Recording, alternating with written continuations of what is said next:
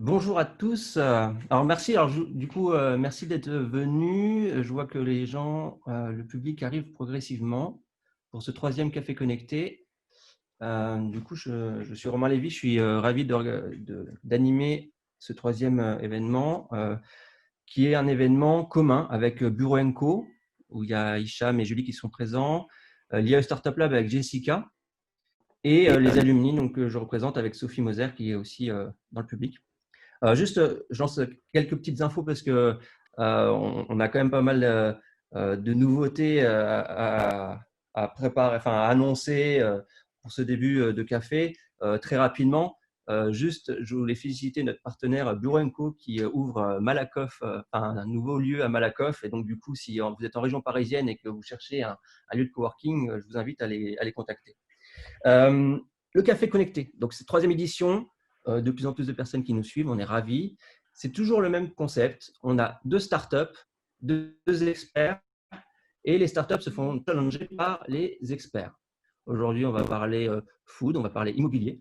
On a notamment comme experte Audrey Mula. Bonjour, Audrey Mula, merci d'être là. avec Donc plaisir. Audrey, fondatrice de Evidence, c'est une société qui compte déjà 3 agences immobilières, qui en a des nouvelles qui vont ouvrir encore en 2021. Et notamment, ce que j'ai relevé, c'est que tu as tiré parti, tu as été la première à tirer parti de la vidéo en direct proposée par les réseaux sociaux pour vendre tes biens. Donc voilà, hashtag innovation, hashtag immobilier, je pense que c'est un sujet qui, enfin voilà, Ça c'est nous deux hashtags correspond. qui tirent bien. Tout à fait. On a aussi Pierre Barré. Pierre qui est speaker sportif, sport auto et à la tête d'une web TV, mais ça c'est anecdotique par rapport à C'est ton statut c'est ça, d'aujourd'hui. Mais tu es exactement. surtout associé à Nicolas Porcheron et donc dans Pierre et Nico. À Et savoir qu'au démarrage, vous avez fait votre carrière enfin vous avez tous les deux fait des carrières dans des entreprises ensemble. Vous avez choisi de faire une société chacun de votre côté et vous avez fusionné exactement, finalement. c'est ça. Donc, on a fusionné à l'aube de l'année 2020. Donc, on est spécialisé dans le web marketing. On accompagne des TPE, PME de Bagnols-sur-Cèze jusqu'à Béziers. Voilà, Génial. en gros, Bah, écoute, merci aussi d'être là. avec Tu plaisir. vas pouvoir challenger les deux projets sur leur communication digitale, notamment. Dans les porteurs de projets, et ça, c'est un peu la reine et le roi de la journée, de la matinée. Il y a Christelle Pouzieux, alors aussi hashtag innovation et hashtag immobilier. On a bien aimé, on aime bien faire des duos entre les coachs, enfin, les experts et les startups. Christelle, elle va nous parler en deuxième partie de matinée de quelagent.fr. C'est un nouveau projet, à savoir qu'elle est une professionnelle de l'immobilier, mais elle nous en dira plus tout à l'heure. Merci Christelle d'être là. Et Clément Tolo, Clément Tolo de PixDaddy. PixDaddy, donc c'est Christelle et Clément, ainsi que Fabien Fréry, qui est associé à PixDaddy, sont 3 alumni de l'IAE. Donc, je suis ravi de vous accueillir ce matin. PixDaddy va nous parler justement de sujets food et de marché B2C, B2B, de traiteurs, de plein de sujets qui sont intéressants. Et surtout que justement, suite à la crise du Covid de début d'année, en fait, ils sont victimes de leur succès. Donc, c'est plutôt une bonne nouvelle. Mais en face de ça, on va voir que dans les entreprises, quand elles sont victimes de leur succès, il y a aussi des challenges à relever. Je rappelle quelques choses sur le déroulement de la matinée. Donc, en fait, pour le public, vous pouvez interagir et poser vos questions au fur et à mesure des échanges avec les startups. Vous avez un chat ou un espace où vous pouvez converser. Et donc, du coup, ce sera Julie de Burenco qui sera ravie de parler, d'être votre voix et de porter votre voix lors de l'événement. On aura 5 minutes par startup pour présenter leur projet, 20 minutes à chaque fois d'échange avec les experts et le public.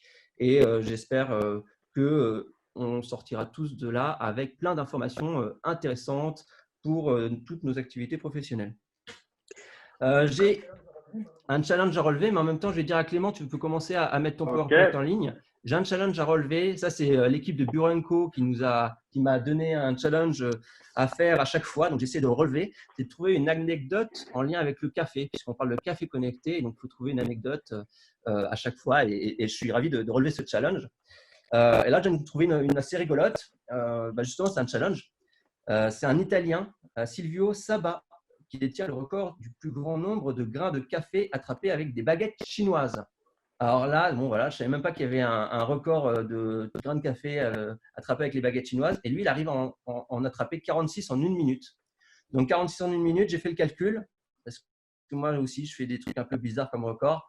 46 fois 5, ça fait 230 grains qui sont attrapables en 5 minutes. Donc, on voit ce que ça donne lors d'un pitch de start-up. Clément, Christelle, vous seriez capable. Silvio, il serait capable d'attraper 230 grains le temps que vous pitchez votre start-up. Clément, tu arrives à partager ton écran? I think it's okay. Nickel. Ouais, parfait. Ok, parfait. Alors, je vous rappelle, les questions du public peuvent être en chat. On est parti, on va partir sur 5 minutes. C'est Jessica qui a le chrono. Jessica, tu es prête à lancer le chrono? Oui, oui, c'est bon. Nickel. Bon, bah, quand vous voulez, c'est parti Clément pour 5 minutes. Eh bien, allez, c'est parti. Donc, bonjour à tous. Je me présente Clément Tolo. Donc, je suis le cofondateur avec mon associé Fabien Frey de la startup PixDaddy qu'on a lancée en février 2019. Donc, PixDaddy, c'est un marché en ligne éthique donnant accès à de la viande artisanale de haute qualité et provenant d'élevages français soigneusement sélectionnés. Donc, nous travaillons uniquement avec des élevages qui ont été visités et triés par leurs valeurs humaines et leur engagement de qualité. De cette manière, nous vous proposons que lorsque vous savez où et comment votre viande a été élevée, non seulement à la meilleure goût, mais vous pouvez choisir en toute transparence ce que vous allez consommer en famille ou entre amis. Donc, PixDaddy s'est lancé à la création sur le marché du B2C. Donc, nos clients sont tout ce qui est CSP+, le bon vivant, celui qui aime bien le gras, les familles et aussi les amateurs. Donc, on s'était lancé sur le cochon, d'où le nom PixDaddy. Et après, quelques mois après, on a dit, bah, il y a peut-être un marché exploré, donc le B2B avec les restaurants. Et de fil en aiguille, aujourd'hui, on a une dizaine de restaurants avec qui on travaille.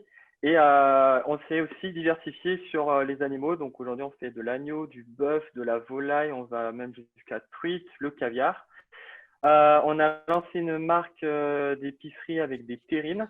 On travaille avec des collectivités, des traiteurs. Et là, on est rentré dans notre première grande surface avec une marque GMS. Et d'ici la fin de l'année, si tout va bien, on doit rentrer dans 10 grandes surfaces. Donc, ça, c'est cool. Et en parallèle, parce que nous, le fonctionnement du projet, c'est qu'on propose de la bonne viande, mais aussi on souhaite être en contact avec les clients.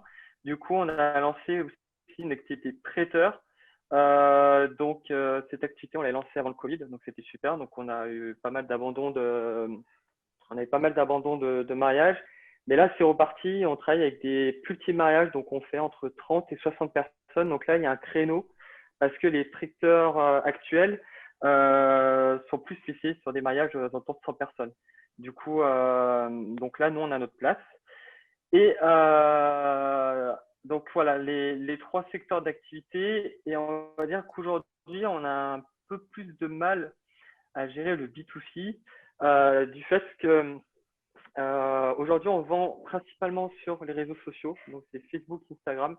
On vend énormément via ce biais-là. Le problème des réseaux, c'est qu'on a une perte considérable pour traiter tout ce qui est les commandes. Après, générer les factures qui sont sur un autre logiciel. Derrière, on travaille aussi avec notre site internet, PixDaddy.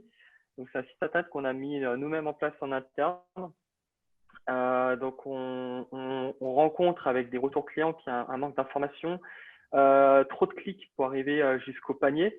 Des problèmes sur la livraison, les gens ne connaissent pas encore les modes de livraison avec Chronofresh ou la livraison en véhicule frigorifique, qui ne sont pas encore très rassurés par rapport à ce système-là.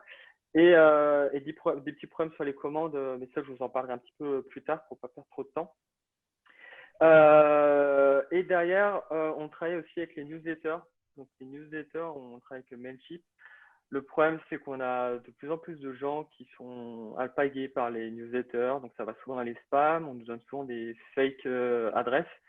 Et le taux de transformation, il est pas top.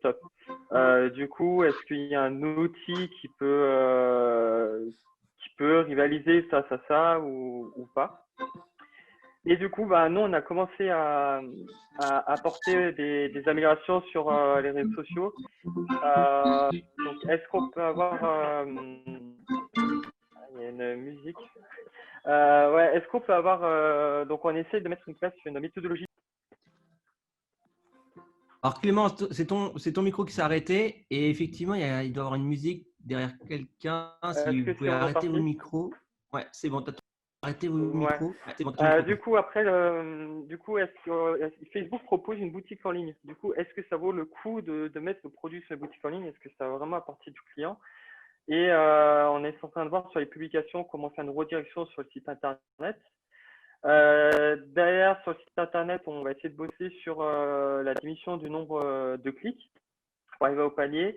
Et s'il y a des gens qui sont calés PrestaShop, j'aurais peut-être besoin de conseils sur un module pour stocker l'argent des clients. Je vous expliquerai un petit peu plus un peu plus tard.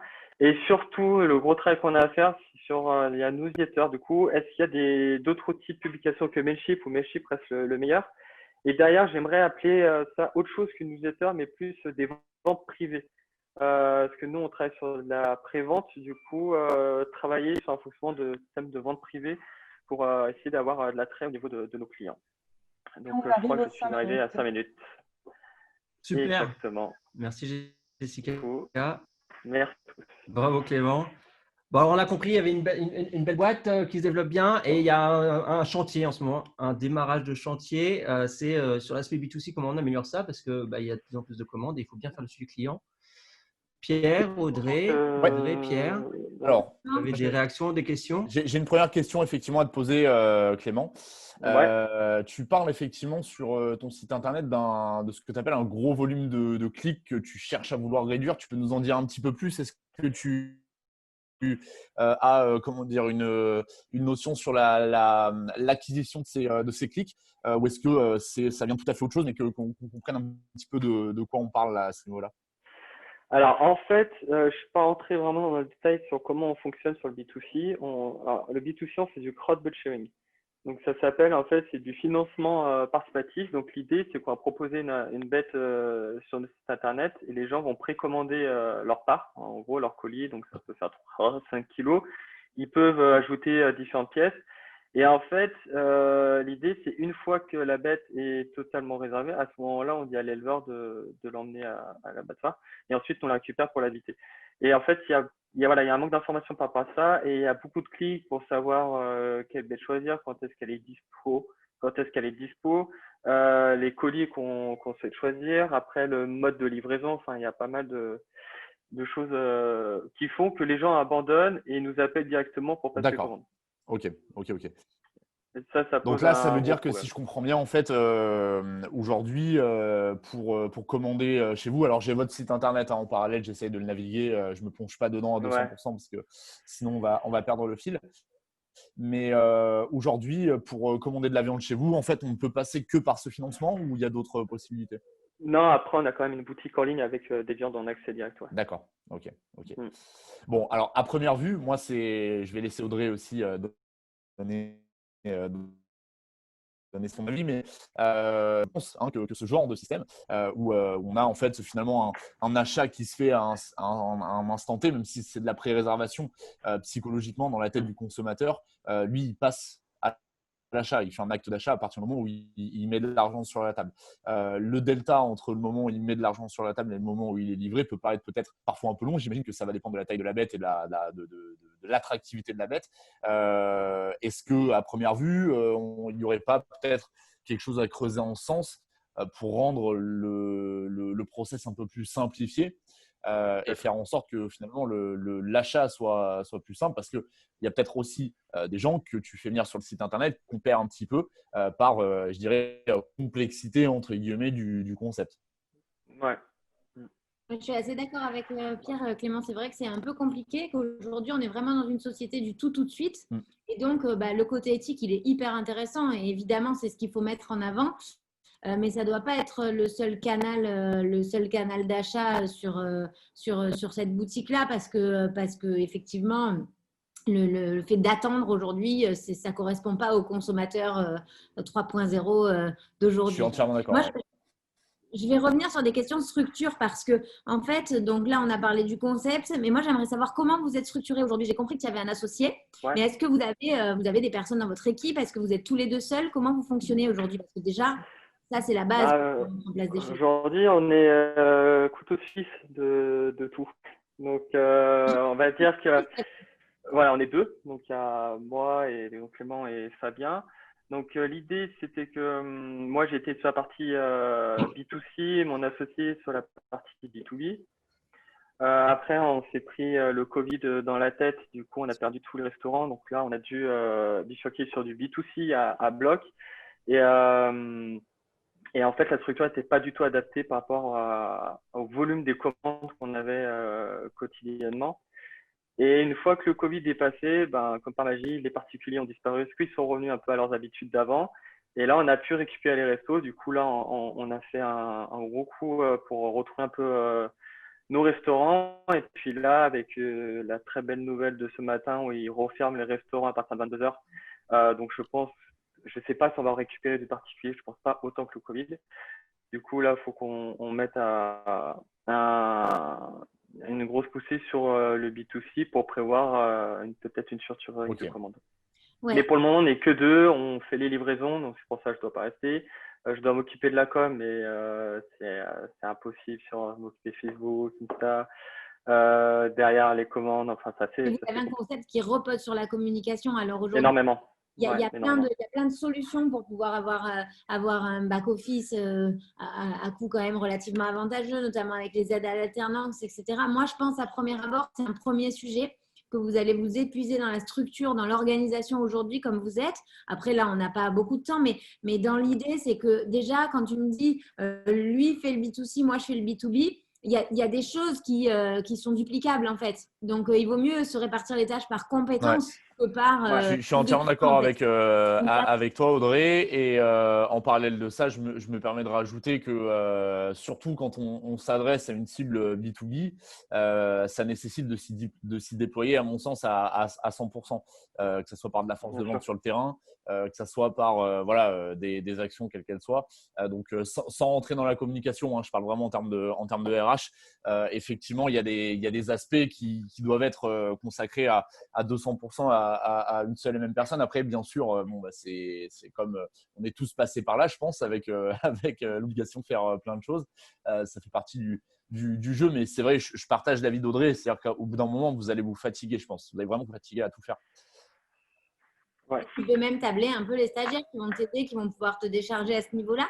Un petit tips pour ton B2B, un outil que j'ai beaucoup utilisé pour les sites B2B sur LinkedIn, ça s'appelle Neodeal et c'est gratuit pendant un mois. T'essayes ça te permet de te faire une prospection de fou sur ta cible B2B, ça envoie les messages tout seul. Alors, c'est pas comme Mailchimp parce que du coup, l'idée, c'est pas d'envoyer un gros mail. L'idée, c'est d'envoyer un tout petit message à une cible bien identifiée, donc les restaurateurs, les traiteurs, d'accord. Et en fait, si tu veux, les relances vont se faire toutes seules parce que je pense qu'aujourd'hui, Mailchimp, si tu n'as pas assez de retours, c'est parce que tu n'as pas mis en place un process avec AJ2, je relance par un mail quand les mails ont été… Ouais, bien sûr.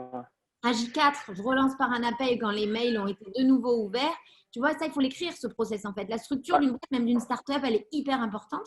Et donc, Neodeal va te permettre de le faire sur LinkedIn avec des messages qui sont plus courts et donc plus adaptés aujourd'hui, où on est tous dans le rush et où on n'a pas le temps de lire 10 newsletters sur des pages A4 entières. Et en fait, ça va te permettre, à mon avis, d'avoir des taux de réponse et de développer ta cible B2B. Ça, c'est un petit tips. Hein, c'est juste, voilà, c'était pas… on utilise Trello pour gérer un petit peu les relances. Oui, mais ça, c'est un outil de gestion. C'est un outil de gestion, c'est pas un outil de… Après, le problème de tout ce qui est restaurant, en fait, quand on envoie un mail, ils ne répondent pas. C'est pour ça, essaye LinkedIn. Il faut les appeler directement.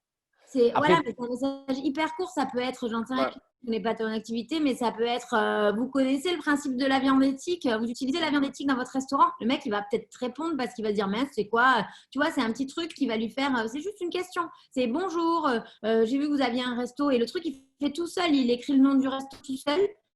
Et ensuite, tu juste une question, genre, est-ce que vous connaissez le concept de la viande éthique? Et dès que le mec il va te répondre, ça y est, tu as un premier contact et tu vas pouvoir y aller. Essaye, regarde, c'est gratuit pendant un mois, ça fonctionne vraiment pas mal. Nous, on l'a pas mal utilisé. C'est une idée, effectivement. Là, je suis d'accord. Après, bon, malgré tout, c'est pour. Je nuance un petit peu, mais c'est pas comment dire. Je vais pas dans la contre-indication de ça. C'est sûr qu'on est tous très sollicités par LinkedIn, par les mails, par plein de supports. Donc, effectivement, il faut être très original. Là, je partage avec Audrey. C'est sûr que si tu fais aujourd'hui une newsletter qui est banale entre guillemets, forcément comment dire, tu vas pas sortir du lot.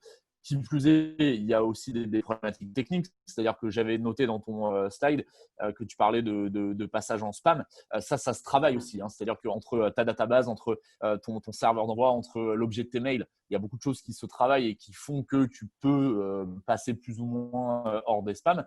Après, moi, ma vision des choses, mais encore une fois, ça ne concerne que moi, je reste persuadé quand même que la meilleure façon d'aller chercher du B2B, c'est le terrain. C'est-à-dire que le B2B, surtout dans une profession comme la restauration, à un moment donné, les mecs, il faut aller les voir. Il faut rentrer chez eux, il faut aller les voir. Après, ouais, mes problèmes de Mailchimp, c'est pas par rapport au B2B. Le B2B, Ouais. nous, on sait le gérer, on va se déplacer vers les restos, Ouais. on cale des rendez-vous, on fait des dégustations. Moi, c'est plus sur le B2C. Alors, ouais, Où, justement. les gens, ils en ont, enfin, je veux pas être, ils en Bien ont sûr. marre de recevoir des On est mails, d'accord. des pubs, des choses On comme est d'accord. ça. Alors, moi, personnellement, je vais faire un petit peu comme Audrey, parce que là, sur le B2C, pour le coup, en termes de web marketing, je peux peut-être te donner quelques billes. Et pour pas surtout prendre tout le temps aujourd'hui, mais rapidement déjà par rapport aux médias sociaux, aujourd'hui, le média social, en fait, ça doit être une porte d'entrée. Ça doit pas être ton secteur de commande. C'est-à-dire que même si tu vas recevoir des messages par Insta, par Facebook de personnes intéressées pour commander, il faut à tout prix que ton support de commande, ce soit ton site internet et que tes médias sociaux soient des portes d'entrée. Pour ça, il y a une astuce. Enfin, ce n'est pas vraiment une astuce, mais aujourd'hui, clairement, la clé dans les médias sociaux et sur le web marketing, c'est la diffusion. C'est-à-dire que tu peux avoir un très bon concept, un Facebook et un Instagram ultra bien géré, un site internet qui tourne super bien. Si tu n'as pas de solution de diffusion, ce que j'entends par solution de diffusion, c'est achat d'espace publicitaire. Si tu n'as pas ça derrière, c'est très, très, très compliqué. En plus de ça, comme on le disait tout à l'heure avec Audrey, le concept sur certains aspects, il est un peu complexe. Donc forcément, il faut aussi l'avoir en tête. Et si tu veux rentrer dans la tête du consommateur, à un moment donné, il faut acheter de l'espace publicitaire pour s'afficher auprès de personnes qui peuvent être intéressées par tout ça, parce qu'aujourd'hui, en quelques clics par les médias sociaux, tu peux réussir à cibler les gens qui ont finalement cette fibre un peu, je ne vais pas dire éco-responsable, mais éthique dans leur alimentation. Donc, tu peux aller les chasser de cette manière-là. Et après, sur la partie site internet, alors c'est une étude à mener, bien évidemment, parce que encore une fois, le concept de la boucherie online, il est à mon sens pas spécialement développé, mais c'est un super concept, je trouve. Voir évidemment si tu as possibilité après de trouver certains keywords, certains mots-clés par Google Ads qui pourraient pourquoi pas permettre d'amener du trafic qualifié. Certes, c'est un investissement, mais aujourd'hui, il n'y a pas de secret. Quand on veut gagner en visibilité sur le web marketing, il faut accepter que le web, c'est un média. Et qui dit média en termes publicitaires, je veux dire, dit achat d'espace publicitaire. Aucune boîte aujourd'hui n'arrive à développer sa visibilité sans passer par cette case, et il faut l'intégrer, à mon sens. Voilà. Je suis tout à fait d'accord avec ça. On n'a pas le choix. Aujourd'hui, ça fait partie des stratégies de développement. Le média télé est inaccessible et inintéressant, j'ai envie de dire, du moins, vu le rapport qualité-prix. Mais en tout cas, le web, on est obligé d'y passer. Ça se paye et ça fonctionne relativement bien quand c'est bien. Exactement. Et après, il ne faut pas non plus tomber dans l'écueil. Moi, je le vois souvent en prospection, en clientèle, etc. Il ne faut surtout pas tomber dans l'écueil de j'ai essayé, j'ai mis 10 € par semaine sur Facebook, ça ne marche pas. Il faut prendre du recul par rapport à ça. Ça reste un média, ça reste un support publicitaire. Aucune entreprise ne s'est développée en mettant un budget de 10 € par semaine. Donc, à un moment donné, c'est des études à mener.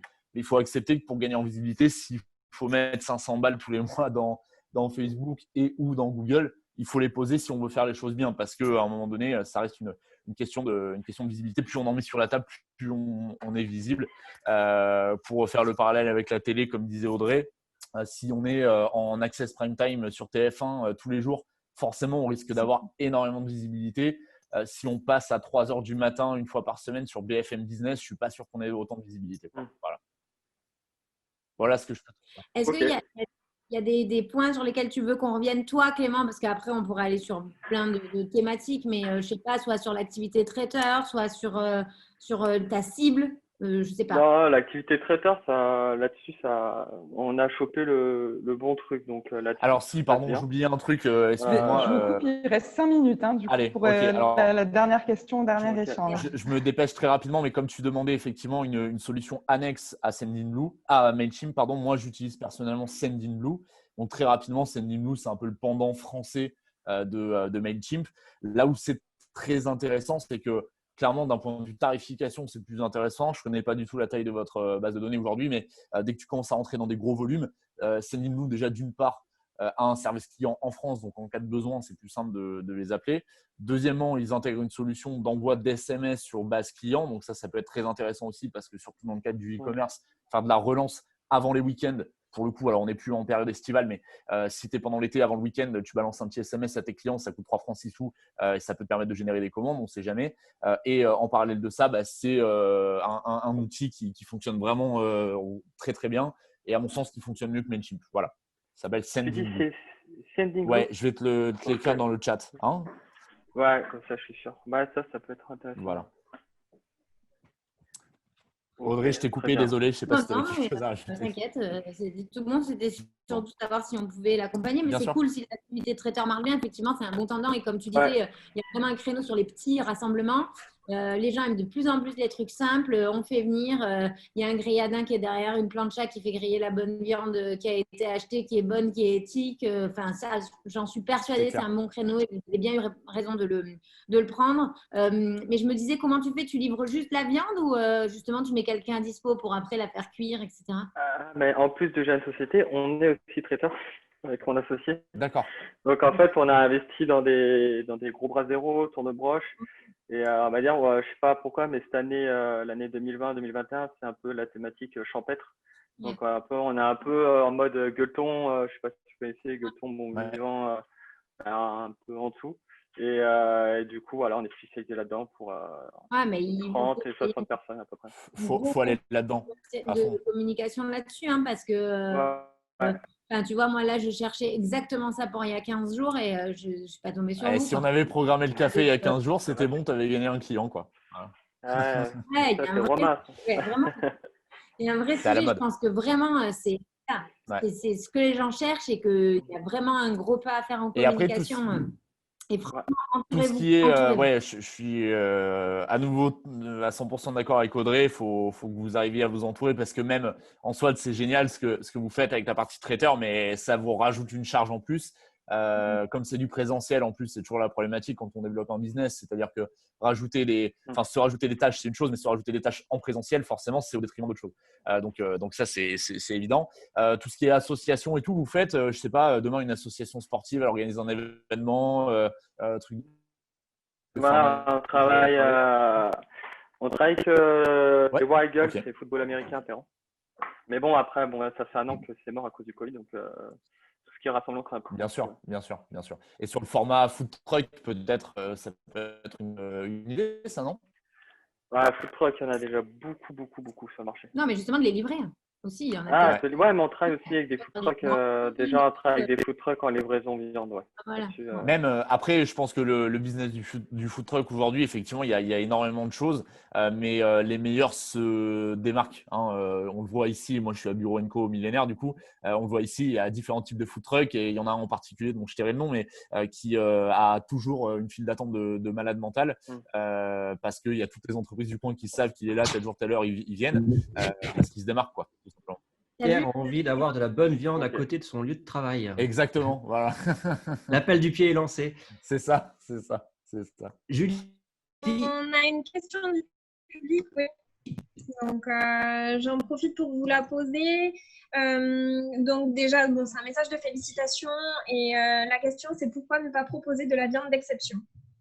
merci. Alors, Julie. de la viande d'exception, c'est quoi la viande d'exception Ah ben, pour la personne? Parce que Ce c'est qui très est très large. Une viande bœuf de d'exception. Kobe et tout, non, j'imagine? Alors, Une nous, minute. on travaille sur du local. Tous nos élevages sont d'origine Occitanie. Viande d'exception, si, on peut en faire pour moi, comme nous, tous les élevages sont élevés en plein air, sans médicaments, sans OGM, dans le respect de l'animal. Tous les animaux ont 2 ou 3 fois plus de cycle de vie que de l'élevage traditionnel. On fait de la viande maturée, donc après on a de la viande d'exception, mais ça reste relativement un marché qui est très fermé, surtout sur la conjoncture économique en ce moment. Donc on en fait, mais c'est pas ce qui nous rapporte le plus de clients, on va dire. D'accord. Voilà, Bon. Et n'hésite pas à m'écrire, Clément, parce que juste pour terminer, tu disais que tu cherchais quelqu'un pour du Presta. Alors nous, on le fait pas nous en interne, mais je connais quelqu'un qui est très très bon là-dessus, qui est assez réputé. Donc si ça peut te dépanner, n'hésite pas à prendre contact avec moi. Ok, ça marche. De toute façon, on a aussi un groupe Facebook sur lequel vous pouvez continuer à échanger et vous retrouver tous mutuellement si vous adhérez au groupe. Voilà. Ok, très bien. Merci. Merci à vous. On doit être pas mal dans le timing, Jessica. Yes, on est bon. On peut Nickel. passer à Christelle. Ah, bon, bah, Christelle, écoute, tu peux installer ton PowerPoint. Alors, du coup, là, avec Clément, super. Avec PixDaddy, Audrey et Pierre ont pu nous parler d'organisation RH déjà, alors qu'on parlait de communication, mais c'est vrai que c'est super important de penser déjà à la base. On a parlé d'e-commerce, d'outils, de techniques. Les outils, on les a mis au fur et à mesure dans le chat. Donc, comme ça, si vous l'avez entendu, en plus, vous l'avez à l'écrit sur le chat. Et je vous ai mis aussi le lien vers PixDaddy dans le chat. Donc, vraiment, si ça vous intéresse, allez-y. Moi, j'ai testé, et donc c'est testé approuvé. Pendant le confinement, justement, j'ai fait partie de ceux qui ont répondu à l'appel de PixDaddy sur les réseaux sociaux en disant bah, tiens, ouais, j'aimerais bien être livré avec de la bonne viande et je continue. Du coup, je fais partie de ceux qui continuent. Merci. Christelle, maintenant, on va parler de. Alors, Clément, merci d'être venu. Je sais que tu dois y aller pour faire tes livraisons, justement. Ouais. Les restos qui attendent leur livraison pour midi. Donc, merci beaucoup. J'espère que ça t'a servi. De toute façon, on a le lien de ton site dans le chat. Et on a le groupe Facebook où, justement, comme Julie. Tu peux le mettre sur la conversation, le groupe Facebook? Eh bien, Julie, vas-y, let's go. Julie va le faire. Alors. Comme ça, je pourrais suivre. Bah, merci à vous. Et je vous souhaite une très belle journée. Merci à toi et bravo Clément. pour beau projet. Merci. Au revoir. Allez, Merci, on met les deux pieds dans un autre secteur d'activité, l'immobilier, avec Christelle, donc, qui est spécialiste de l'immobilier, puisqu'elle a déjà une société d'agence immobilière. Et en fait, derrière, elle a un nouveau projet innovant qu'elle va nous présenter et qui va être challengé par nos deux experts et par le public, bien entendu. Jessica, tu es prêt pour le timing? À ton micro? Ouais, oui, d'accord. Christelle, tu es ready pour lancer le… C'est prête? Allez, bah, quand tu veux, 5 minutes. Du coup, je ne présente pas vraiment une problématique, mais plus le projet en global. Voilà, je vous laisserai challenger le projet. Vous voulez après, voilà, challenger comme vous voulez après. Le projet global. Ah, voilà. C'est parti, Christelle. Donc, qu'on soit dans l'immobilier ou pas, on a tous quelqu'un dans son entourage qui a déjà voulu mettre en vente sa maison ou son appartement et qui se retrouvait un peu confronté à la complexité de la mise en vente. On ne sait pas trop quoi faire, on se dit bon, je fais quoi? Je le mets sur le bon coin. D'un côté, on ne veut pas trop s'en occuper seul non plus. Quand on a mis de particulier à particulier, souvent on est contacté par une multitude d'agents immobiliers. Et on ne sait pas forcément vers qui aller. Et est-ce qu'on est prêt à faire confiance à un agent immobilier qu'on ne connaît pas les yeux fermés? Pas forcément. Moi, je m'appelle Christelle Pouzieux. Je travaille dans le secteur de l'immobilier depuis 2012. Et je suis partie d'un constat assez simple, en fait. C'est que sur le marché, on a d'un côté des vendeurs qui sont face à un marché assez opaque, parce que le marché a beaucoup évolué ces dernières années. On est sur un marché très, très concurrentiel. Et le particulier, il se retrouve face à une multitude d'offres. On a vu apparaître ces dernières années, en plus des agences traditionnelles qui, il y a 10 ans en arrière, étaient la norme, si je puis dire, de plus en plus d'indépendants, des réseaux de mandataires, des services de coaching immobilier, des services en ligne, des réseaux très low cost aussi. Donc, il y a des services qui diffèrent énormément, mais aussi des tarifs qui passent du simple au double, voire même au triple parfois. Et de l'autre côté, on a des professionnels de l'immobilier qui, eux, sont en constante recherche de vendeurs pour étoffer leur portefeuille de biens en vente. Donc, la prospection vendeur, qu'elle soit sur de la prospection terrain ou sur de la pige téléphonique, etc., ça constitue encore une part importante du travail d'agent immobilier. Et pour la plupart de ces agents, aujourd'hui, ils recherchent des solutions, notamment digitales, pour gagner en visibilité sur leur zone de chalandise et acquérir de nouveaux clients. Donc, nous, ce qu'on s'est dit, c'est qu'on allait les faire matcher ces besoins proposer une solution qui permette à la fois aux professionnels de se mettre en avant sur leur secteur et sur leur bien de prédilection, tout en offrant aux vendeurs en parallèle une parfaite transparence sur ce qui les intéresse, c'est-à-dire le marché local, ce qui se passe réellement autour de leur maison et dans leur quartier. Donc, on va leur permettre de reprendre un peu les rênes de leur vente immobilière et de choisir en toute sérénité le professionnel qui leur correspond vraiment. Alors, concrètement, comment ça se fait ? On propose aux vendeurs, via une carte géolocalisée, un accès aux biens à vendre, aux biens vendus, et aussi et surtout à l'agent qui gère les biens derrière. Et au lieu de placer l'agence en vitrine, on met l'humain en avant. Donc, on propose des profils par agent, un peu inspirés des réseaux sociaux, où le particulier peut consulter les données et les performances de chacun. Sur ses quartiers de prédilection, s'il est spécialisé sur des biens, etc. Parce qu'on ne va pas forcément s'adresser au même agent immobilier si on a une maison un peu haut de gamme, un peu de prestige, ou si on a un appartement en investissement locatif, même si on est sur des quartiers, des secteurs similaires, on va chercher des prestations différentes et, si possible, des agents minimum spécialisés. Donc, notre objectif, c'est vraiment de lever le voile et de proposer une parfaite transparence pour lui. On veut lui faire gagner du temps, économiser de l'argent, puisque bien souvent en immobilier, gagner du temps, c'est gagner de l'argent, et lui apporter sérénité et sécurité dans sa vente. Pour l'agent immobilier, aujourd'hui, l'enjeu, c'est de communiquer et de se mettre en avant sur soi, de mettre en avant sa personne, de ne pas avoir peur de parler de soi, pour gagner la confiance du client. Communiquer sur ses résultats, afficher ses compétences, afficher des témoignages clients, c'est l'assurance de convaincre de nouveaux clients. De son côté, via la plateforme, le professionnel peut piloter directement toutes ces données, poser ses panneaux à vendre de la même façon qu'il le ferait sur un appartement, mais il pose les panneaux à vendre et les panneaux vendus directement en ligne. Il peut suivre les statistiques de son profil, ses contacts clients, ses avis, tout ça sur son tableau de bord. Sur la market size, alors j'ai mis quelques chiffres du marché immobilier. Il faut savoir qu'il y a à peu près un peu plus d'1 million de transactions immobilières en France par an et que plus de 70% de ces transactions passent par un professionnel de l'immobilier. Et ça, c'est un chiffre qui se maintient depuis des années. Donc, le particulier, c'est un fait, a le plus souvent besoin d'un agent immobilier pour réaliser sa vente. Au niveau de notre business model, comment ça se passe? Alors, c'est entièrement gratuit pour le particulier vendeur. Et sur les agents immobiliers, on est sur un modèle freemium. Donc, l'inscription classique est gratuite. Et ensuite, plus on vient étoffer son profil, plus du coup, on va payer le service. Donc avec un abonnement à partir de 25,90 € et jusqu'à 79,90 € pour avoir accès à la mise en relation avec des apporteurs d'affaires. Donc sur le secteur. Et on arrive aux 5 minutes, alors je ne sais pas où tu en es. Fini. Du coup, après il y avait l'équipe, donc les développeurs, l'équipe principale on va dire.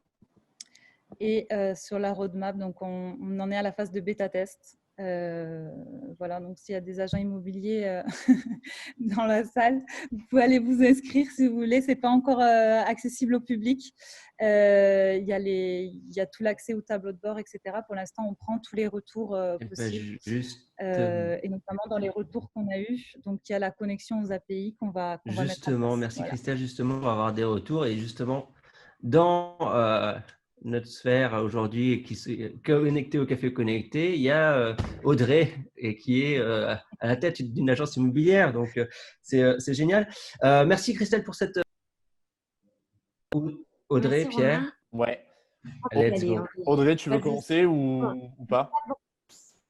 Bah oui, parce qu'en plus, je connais Christelle, donc je veux la féliciter parce que ça fait 1 an ou 2 que je ne t'ai pas vue et tu as très bien avancé sur le projet. Il a bien pris forme et je la connais depuis 2012 en l'occurrence. Donc déjà, bravo et félicitations à toi parce que c'est un beau projet qui a rencontré, je sais, beaucoup on va dire de tournants dans tout ça et là aujourd'hui il prend une forme hyper concrète, donc félicitations. Après moi j'ai encore pas mal de questions sur ce projet là, on en a déjà parlé, mais du coup avec l'évolution de ton truc je me dis en fait au final ça sur Meilleur Agent, je pense que toi tu connais, sur Meilleur Agent ça existe mais par agence, d'accord? Alors forcément, moi, en tant que directrice d'agence, ça ne m'arrange pas que ce soit par négociateur.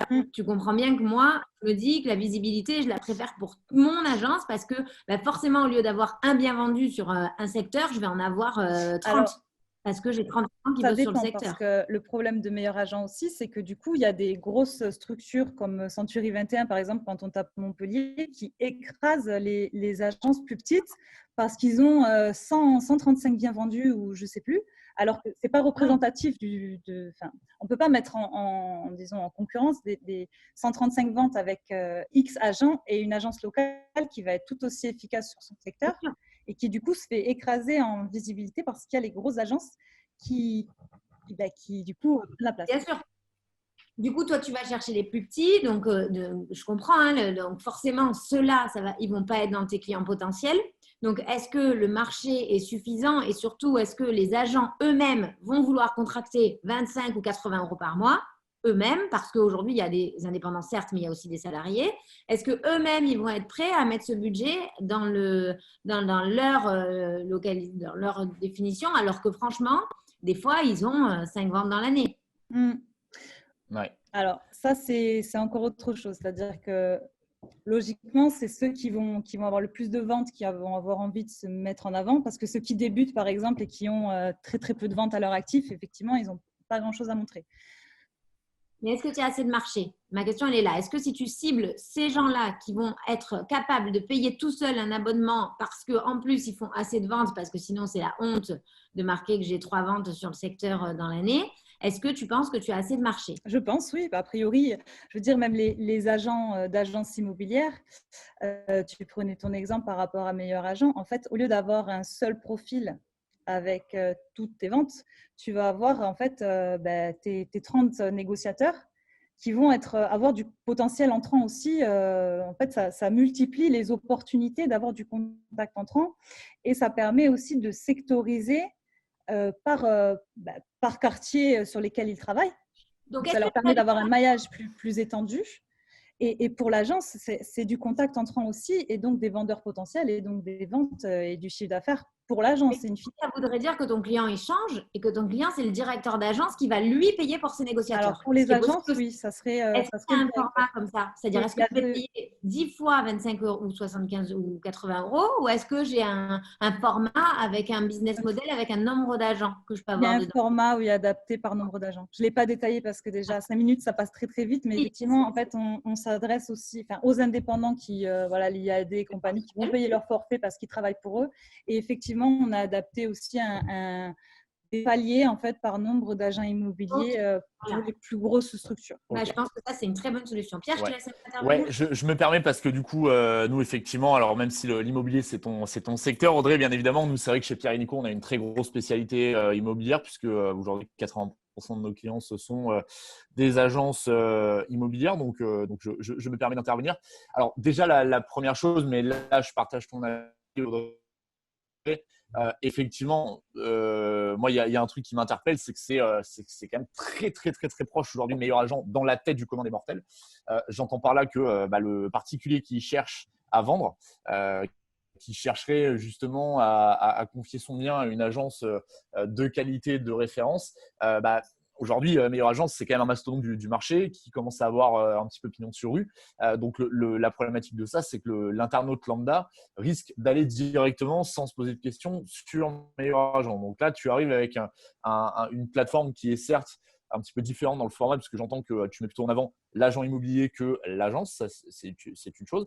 Ceci étant, dans la tête du commun des mortels, ce n'est pas forcément évident de faire passer cette information-là, à mon sens. Après, au-delà de ça, il y a un truc sur lequel je veux t'interpeller et qui m'interpelle moi parce que c'est je pense, une grosse problématique.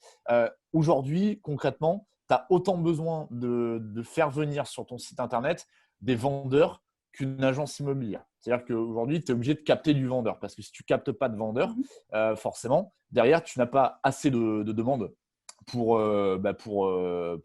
servir les agences immobilières qui te font confiance derrière. Et comme tu t'engages quand même sur des packages, alors même s'il y a une option freemium, tu t'engages quand même sur des packages payants. À un moment donné, si tu veux garder tes clients, il faut que ce soit 25 euros, que ce soit 80 euros par mois. Il faut que ça soit justifié par un nombre de leads entrants. Et pour avoir du lead, il faut que tu touches des vendeurs. Donc, ma question est la suivante. Comment aujourd'hui tu comptes t'y prendre pour attirer justement du trafic de vendeurs sur ton site, en sachant que, encore une fois, il y a une partie référencement naturel, mais il y a aussi une partie référencement payante sur Google, que Meilleures Agences s'y positionnent, que les réseaux nationaux s'y positionnent et que des agences locales se positionnent pour attirer de la rentrée de mandat, et ce, sur plusieurs pages, quoi. Oui, tout à fait. Tout à fait. Effectivement, le ad, on ne pourra pas vraiment y échapper non plus. Après, on met en place un peu un maillage sur beaucoup de création de contenu, de collecte d'emails, etc., qui fait qu'on capte un peu de vendeurs déjà comme ça. Aujourd'hui, juste Christelle, pardon, je te coupe. Aujourd'hui, c'est combien de trafic à peu près votre site? Alors, j'ai pas les chiffres en tête. Après, trafic vendeur et trafic blog, je ne saurais pas te dire comme ça. Et enfin, là, ce qui est important d'analyser, à mon sens, c'est, alors je comprends là où tu veux en venir, c'est très bien d'avoir mis en place un maillage un peu blog et tout. Et d'ailleurs, je suis sur le site là, tu vois, donc en parallèle, je peux regarder. Par contre, effectivement, faut bien veiller à ce que le trafic que tu fasses venir sur ton blog convertisse derrière. C'est-à-dire Oui, qu'aujourd'hui, c'est la pour ça problématique que… des blogs, c'est de transformer un peu, tu vois, faut pas que ça devienne un Wikipédia où les gens viennent récupérer de l'info, s'en vont et ont oublié en fait quel agent.fr. Oui, c'est pour ça qu'il y a cette distinction à faire parce qu'on a beaucoup, par exemple, de trafic qui rentre de Pinterest et qui n'est pas forcément du trafic vendeur pur et dur, Ouais. mais qui fait rentrer des gens sur la plateforme. Donc voilà, on veut travailler beaucoup et le contenu, du livre blanc. On a mis justement, nous on travaille avec Sandy Blue, vous en parliez tout à l'heure, justement avec des scénarios automatisés derrière qui trient un petit peu aussi. Et à savoir que par rapport à la grille tarifaire, on n'est pas très cher par rapport à un service immobilier parce il suffit d'un seul contact dans l'année pour avoir très largement rentabilisé. Alors, en fait, je suis entièrement d'accord avec toi. Je suis entièrement d'accord avec toi là-dessus. Après, alors pour ça, il y a deux choses. Je ne connais pas aujourd'hui comment dire, l'engagement ou pas. Je ne sais pas s'il y a un engagement à l'année ou pas sur votre solution, du coup, il n'y a Christelle. pas un engagement à l'année, non. Ok, bon, ça, c'est un bon point. Et le truc, c'est que certes, effectivement, c'est peut-être très agressif commercialement par rapport à d'autres supports. Maintenant, Audrey te le confirmera. Aujourd'hui, une agence immobilière, elle met tellement d'argent dans des plateformes qu'il y a des arbitrages qui sont faits. Et du coup, beaucoup, je pense, vont au pragmatique. Et le pragmatique, ça va être Se Loger, Le Bon Coin, Bien Ici, Logitimo et éventuellement Meilleur Agent. Ce n'est pas la même cible quand on met sur Se Loger, Le Bon Coin, etc. Je suis d'accord avec toi, mais ça rentre dans un budget communication. Tu vois ce que je veux dire? Oui, certes. Voilà. Donc, dans la tête de l'agent sommes… immobilier lambda. Ouais, vas-y, Audrey, pardon, excuse-moi. C'est nous qui sommes sortis de ces plateformes de meilleurs agents et aujourd'hui, on a créé notre propre landing page d'estimation qui attire des leads. Très clairement, 300 leads entrants, un mandat. Clairement. Après, il faut être… après, les leads entrants, il y en a que tu jettes, il y en a que c'est juste pour savoir, il y en a c'est des agents immobiliers, tu as de tout. Hein. Mais pour te dire qu'il y a un énorme travail sur la gestion du lead, parce que le trafic, c'est un gros poisson, mais ça, tu le sais depuis le début et c'est pour ça que ça met aussi autant de temps et que vous êtes aussi rigoureux à sortir quelque chose de bien carré. C'est un gros poisson. Il y a beaucoup de leads entrants qui arrivent, mais ils sont hyper durs à qualifier. La force de Meilleur Agent, c'est qu'ils nous les qualifient avant de nous les envoyer. Donc, eux, ils nous envoient du rendez-vous. Au-delà de ça, ils les ont qualifiés, ils nous les envoient. Donc, on paye plus cher pour ça. Donc, si toi, tu nous envoies juste un lead, après, c'est les taux de transformation qui vont faire le truc. Quoi. C'est évident. Un truc intéressant et qui peut éveiller Christelle. Alors, moi, je connais les chiffres à peu près parce que je le fais pour pas mal de clients. Mais pour l'aiguiller un petit peu, quand tu dis que tu fais 300 leads entrants, une conversion, ça te coûte combien à peu près en Google Ads pour attirer ce trafic-là sur ta landing page? 200 € par mois. Donc, pour un lead. Donc, ça veut dire que si demain, tu as 15 agences, admettons, voire plus, que tu dois les alimenter, comme le dit Audrey, effectivement, par rapport à ton concurrent qui, malgré tout, même si ce n'est pas du tout le même concept, et je l'entends tout à fait, pour une agence immobilière que tu vas aller visiter, tu es en concurrence directe avec Meilleurs Agents, ou Meilleurs Agents, finalement, on va te qualifier le lead. Il y a quand même effectivement une grosse opération à mettre en place pour attirer du trafic. Pour moi, c'est la clé de la réussite d'un tel projet, qui est d'ailleurs super en passant parce que c'est vraiment dans la phase, je pense, de ce que Nathan Lambda recherche aujourd'hui. Et là, il n'y a rien à dire là-dessus. Mais ouais, il y a beaucoup de boulot. Et d'ailleurs, juste pour terminer avec ça, quand je parlais de concurrence sur Google, il faut partir du principe que quand tu fais du Google Ads, à partir du moment où tu te positionnes sur des mots-clés tels que, je sais pas, vendre maison Montpellier, bah, tes concurrents, ce n'est pas forcément des plateformes comme toi, c'est des gens qui achètent de la visibilité sur le même mot-clé. Donc, ça veut dire qu'en gros, Audrey sera ta concurrente. Mais il faut l'avoir en tête. Ouais, il nous reste 5 minutes, si vous voulez. Voilà, si on a 5 minutes pour aller sur un autre sujet, Christelle, il y a un truc qui m'intéresse, c'est l'aspect géolocalisation. Alors, géolocalisation pour les biens vendus, soit. Mais par exemple, je sais sur Meilleur Agent que c'est du fake. C'est-à-dire tu mets tes biens vendus où tu veux. C'est des faux biens vendus. Si tu as envie de mettre 15 maisons autour d'un secteur pour avoir du lead là-dessus, tu le fais. Donc déjà, est-ce que là-dessus, toi, il y a un côté éthique où tu vas aller vérifier les ventes et si oui, comment? Et deuxième question, comme ça, je te laisse répondre à tout d'un coup. Tu as parlé à un moment donné aussi de géolocalisation d'annonces, donc de biens en vente. Ça, c'est hyper risqué. Ouais. Comment tu vends le truc? Alors, pour les biens vendus, à vrai dire, on fait comme Meilleur Agent. C'est-à-dire que ce qu'ils font, c'est qu'ils disent on se donne le droit de vérifier de temps en temps. Et si vous abusez une fois, on vous le dit. Si vous abusez 2 fois, on vous sort. Et puis voilà. À part le fait que ce soit relié au CRM, un agent immobilier peut toujours rentrer dans son CRM des données qui sont fausses et que ça rentre. Donc, voilà, on fait comme Meilleur Agent, c'est-à-dire qu'on se donne le droit de vérifier s'il y a des abus. Voilà. Et aux agents de signaler s'ils voient des abus. C'est la façon dont fonctionne Meilleur Agent aujourd'hui. Pour la localisation, là, on fonctionne comme bien ici, c'est-à-dire qu'on a mis, on n'a pas mis l'adresse précise en fait. Ça donne un champ. Voilà, un quartier sur lequel le bien est à vendre sans donner l'adresse précise du bien. Ok. Ouais. Mais effectivement, ouais, c'est important. Alors, moi, je me permets juste, c'est vraiment une petite réflexion parce que, comme je te disais tout à l'heure, j'essaie de regarder un peu ton site en parallèle. Vraiment, je te conseille une chose, c'est-à-dire qu'aujourd'hui, quand je vais sur trouver un agent, acheter un bien ou consulter les biens vendus, il faut d'abord que je réponde à la première étape, puisque tu as le pop-up qui arrive. Notre outil est actuellement en phase de bêta test. Ça, à mon sens, enlève-le. C'est-à-dire que même si ton outil est en phase de bêta, même si tout ne fonctionne pas, laisse-le ouvert au public parce que ça, c'est un frein énorme. C'est un frein énorme. Pour les gens qui découvriraient aujourd'hui ton outil, qui s'y intéresseraient, qui arriveraient dessus, qui voient ça, je pense que tu perds énormément de trafic avec ça. Donc, à mon sens, vaut mieux, tu vois, sur le côté, comme bien ici le faisait d'ailleurs au tout début, quand ils ont lancé leur géoloc, c'était très clairement indiqué sur leur carte que l'outil était en bêta test et qu'il pouvait y avoir quelques dysfonctionnements. Mais par contre, c'était accessible au public parce que tu es un peu obligé aussi de laisser les internautes faire. Et en plus de ça, je pense que ça te permet de capter de meilleurs retours parce que là, aujourd'hui, forcément, quelqu'un qui irait dessus, qui voudrait dire là, attention, il y a une petite problématique technique ou autre à corriger, là, aujourd'hui, on ne peut pas vraiment le voir, quoi.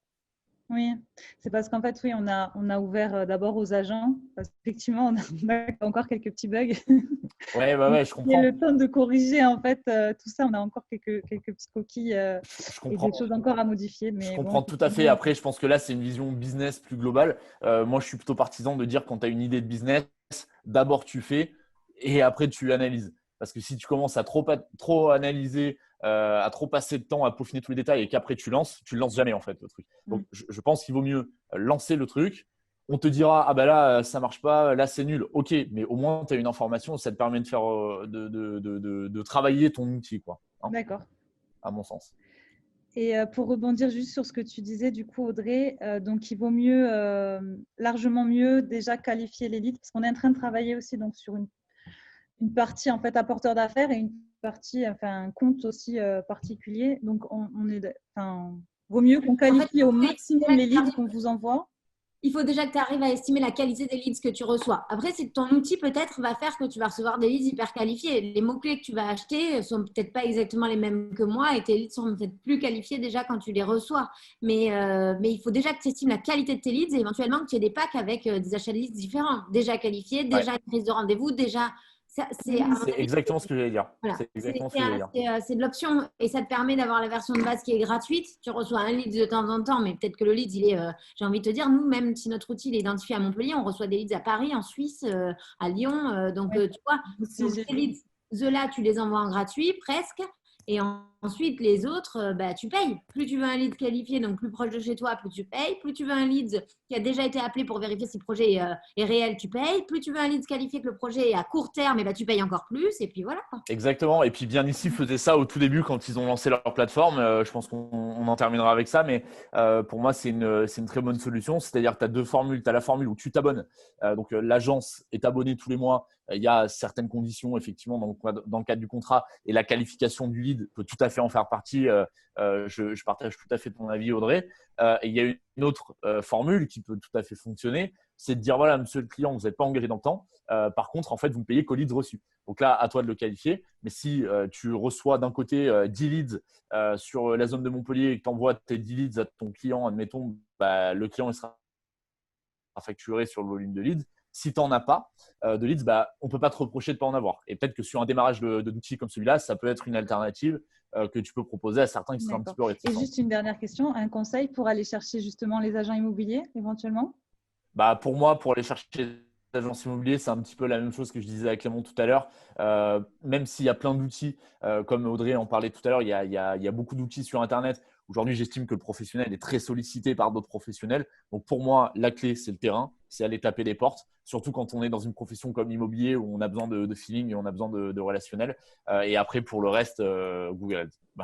Le mieux, Christelle, pour moi, parce que le but, c'est que tu tapes toute la France et vite. Et malheureusement, le terrain, ce n'est pas une stratégie pour aller vite. C'est bien quand on fait du local, mais pour aller vite, moi, je te dis, tu fais du gratuit. Tu fais tes 100, 1000, j'en sais rien combien abonnés, les premiers gratuits. Parce que comme a dit Pierre tout à l'heure, il te faut du monde. Donc, tu balances sur un outil, que ce soit téléphone, mail, tu mets un process en place. Peut-être d'abord un mail, après un truc LinkedIn, après un SMS, après un appel, et tu balances du gratuit. Allez-y, connectez-vous, c'est gratuit, je vous offre l'abonnement. Tu es obligé au début. Oui, c'est le cas, là, de toute façon, Et tout en ce qu'on fait, fait sur les premiers, en plus, qui nous font les retours. voilà, c'est du gratuit. Si c'est du gratuit, tu vas les avoir. Ton offre, elle est facile. Tu n'es pas en train d'appeler pour vendre un truc, tu es en train d'appeler pour donner du gratuit. Vas-y, tu vois. Au contraire, même tu peux le tourner d'une certaine façon qui serait un petit peu moins agressif commercialement, mais qui t'a usé du gratuit. Appeler certaines agences immobilières, effectivement, phoner, si tu veux. J'avais pas cette notion que tu voulais travailler au Natio, mais évidemment, le terrain sur du Natio, c'est un peu compliqué pour aller vite. Mais voilà, justement, madame l'agence immobilière, monsieur l'agent immobilier, on est en train de développer un outil. On a besoin de vos retours. Est-ce que ça vous dirait de passer 5 minutes sur notre outil pour nous dire ce qui fonctionne, ce qui ne fonctionne pas et nous donner un feedback, quoi. Et après, derrière, on optimisera. Augmenter votre visibilité, vous pourrez soutenir vos biens vendus, vous pourrez vous montrer comme expert de telle zone. Et voilà, même offre, tu vois, à celles et ceux qui te donneraient des conseils pour optimiser, qui accepteraient de jouer le jeu sur ta période de test. Voilà, derrière, tu les rétribues avec une remise ou un truc comme ça sur Labo. Mais effectivement, comme dit Audrey, il te faut du monde. Il te faut des vendeurs et des agences. Ou des agents. Valoriser ton outil, c'est d'avoir du monde dessus. Donc, pour ça, il faut des agences. Donc, d'abord du gratuit. Vous n'êtes plus à ça près. Depuis le temps que vous développez le truc, vas-y, offre-le, gagne quelques mois là-dessus. Et puis après, ça va te faire venir le reste. Et je pense qu'on va pouvoir s'arrêter là. Et Romain, tu prends le relais. Perfect. Nickel. Merci beaucoup pour le timing, Jessica, et merci pour ces retours. C'était super instructif, je trouve. Là, avec l'immobilier, en plus, ça a bien été challengé là pour le coup. On est ravis. C'était ce qu'il fallait. On a parlé aussi sur la stratégie globale de la stratégie globale pour acquérir les uns les autres, les agents, les publics, la communication. On a eu en tout cas des gens qui étaient qualifiés pour ça, pour vraiment te challenger. J'espère que Christelle, ça t'a apporté plein de choses. En tout cas, moi, j'ai découvert des choses aussi sur les agences immobilières. Donc, je suis ravi d'avoir été là. Moi, j'ai dit tant mieux, c'est cool. Ouais, cool. Alors merci Pierre, merci Audrey de vous être prêtés au jeu. Merci d'avoir organisé tout ça, c'était cool. Donc pour info, on a mis au fur et à mesure les liens en fait différents sites. Donc tout à l'heure PixDaddy, quel agent, Pierre et Nico aussi, on l'a mis en place, on l'a mis en ligne, et Audrey, on a même mis un lien vers ton site, vers ta fiche sur ton site Évidence Immo. Donc comme ça, chacun peut vous retrouver. Et en plus, on a aussi plein de moyens pour se retrouver, puisqu'on a le groupe Facebook des cafés connectés, si on veut continuer entre nous à échanger et à parler de ces sujets-là. Et en plus, même là, on améliore chaque café connecté au fur et à mesure. On a même la date du prochain. Pour une fois, on a la date le jour J. Donc, ce sera le 22 à 10h30 et vous pouvez dès à présent vous inscrire. On a mis le lien en commentaire. C'est Julie qui l'a mis. Merci Rodolphe. J'en profite, Rodolphe, il a dit, Rodolphe Acéré, là, qui est là depuis le premier jour. Intéressant, les échanges sur les stratégies d'acquisition. Et tout à l'heure, il a mis un +1 à la remarque de Pierre. C'est-à-dire que j'ai merci. un bon point, du coup, alors. Ouais, +1. Voilà. Il allait encore plus dans ton sens. Voilà, il a ajouté une validation. Et je vous invite en fait à en parler autour de vous de cet événement, si ça vous a plu en tout cas. Le live, enfin le replay, pardon, sera sur la chaîne YouTube. On l'a mis aussi en lien dans la conversation. Vous pourrez la partager. Si ça vous a plu et si vous entendez parler de vous, autour de vous de startups qui voudraient se tenter au jeu du challenge ou même d'experts qui aimeraient bien aussi challenger certaines startups, n'hésitez pas à en parler, à nous en parler. Et en attendant, je vous souhaite une très très bonne journée et je vous invite à vraiment partager ce replay dès qu'il sera en ligne. Merci à tous. Audrey, merci Pierre du coup pour vos retours et merci Romain pour l'invitation. Voilà. Au plaisir. Rejoignez Bureau & Co, les alumni, l'IE Startup Lab, Evidencimo, Pierre et Nico, voilà, et quel agent et Pixadi, bien entendu. Bonne journée. Audrey, un petit mot de… Non, ça a bugué. Bon. Merci. À bientôt. Bonne journée. Un mois.